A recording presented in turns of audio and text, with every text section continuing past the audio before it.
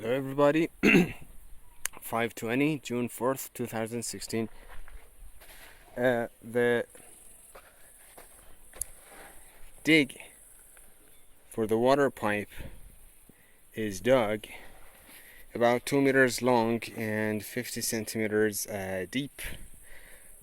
I'm gonna run a water line through there, perhaps add a water faucet there and extend the pipe all the way up to the roof where this water reservoir will be installed, and then bring the water down on that wall through a hole about there, going through the wall and to the water heater, and then to the kitchen and to the bathroom. Thank you for watching.